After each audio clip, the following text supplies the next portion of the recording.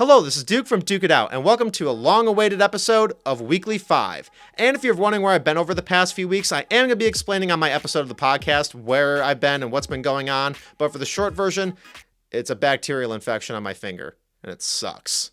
But I'm back to talk about more crazy wrestling news, so let's get started.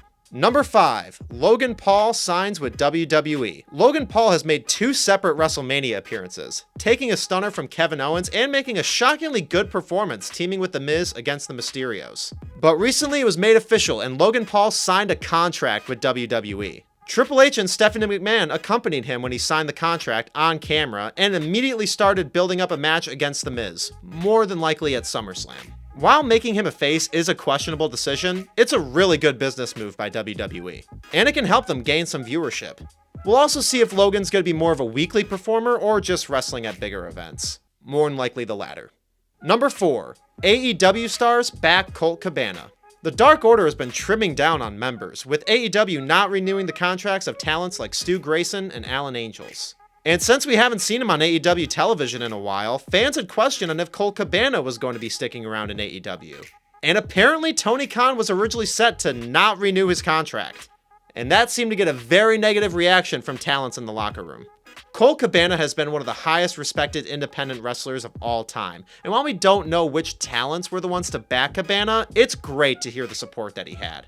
It also questioned fans that this had anything to do with the real life heat between Cabana and CM Punk. But with Colt seeming to do more work with Ring of Honor now, I'm glad to know that his contract has at least been extended. Number 3, Miro shoots on Sammy Guevara. One of the best wrestling returns of the year has been the in-ring return of Miro. He had an awesome reign as TNT champion, and many fans are really excited to witness the future of one of the company's most popular stars. But since Miro lost the TNT title, he's explained in an interview with What Culture of his disappointment of the state of said championship since he lost it. Saying, well, it's the man who creates the title, not the title that creates the man. And later stating, I take a fault of maybe being too good of a champion, because ever since I lost that title has gone to shits, and that's nothing but to blame Sammy Guevara for that. So he's gotta bear the cross for that. This could easily be Miro keeping kayfabe alive, but who knows if this could create legitimate heat. And speaking of shoot interviews, number 2, Will Ospreay shoots on Kenny Omega. A verbal feud that's been going on for a while has been between Kenny Omega and Will Ospreay. From interviews over the years and tweets, the two don't seem to like each other very much. With Omega talking about certain 5-star matches in an interview, and said, a guy like Will who is great at moves has a list of 20 very forgettable 5-star matches. I'm going too hard on Will. Will is great. I don't want to say anything bad about Will. Well, Ospreay didn't take that too lightly and fired back in an interview after AEW New Japan's event Forbidden Door, where Ospreay stole the show against Orange Cassidy, mentioning that he apparently was supposed to be doing work with AEW a year ago, saying, somebody is putting the block on it. It doesn't take 2 to realize who it is. One person who has not been there for a while, and suddenly I'm welcome in with open arms. Even mentioning previous heat in 2019 that Kenny was apparently upset that Ibushi couldn't be out there with him during his last New Japan match, due to Ospreay taking him out in their match earlier in the night. And the most talked about portion of the interview is when he said, he can think what he wants about me, but the motherfucker is such a little bitch. I grew up after 6 or 7-star matches. No you didn't, you C-word. Tell us what you really think, Will. But his statements have some sense into it, with Ospreay appearing in AEW after Omega had been out with injury, and Kenny is still one of the executives to AEW. I really can't tell if this beef is legit or to hype up a future match, but with those brutal words, it makes me lean toward a shoot. And number 1, more Vince hush money.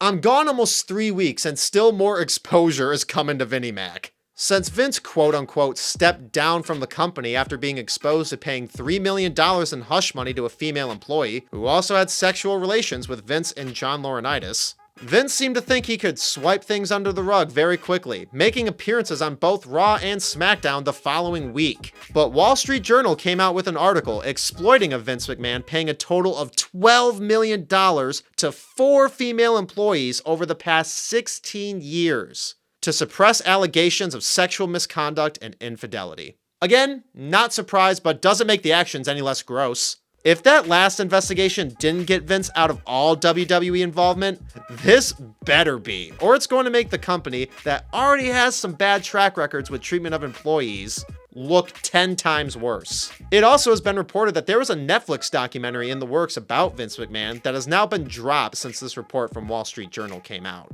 And if you think this could change any of Vince's mindset, he apparently walked into the SmackDown taping saying, "Fuck 'em," and continue the night like nothing had happened. It's just become total delusion, and he needs to be as far away from the company as possible. Here's to hoping that these awful outcomes lead to much different and better changes in the company. So that was another episode of Weekly 5. Thank you so much for watching this video. Please make sure to like this video, subscribe to the channel, ring the bell for notifications, and duke out your opinions below in the comments.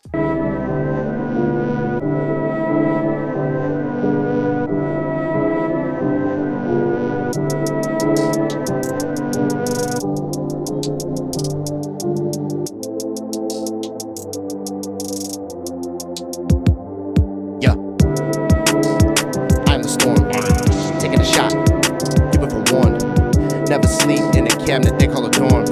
Sockeye on the beat, never missing my form, but I'm my worst critic. Look at the pages torn.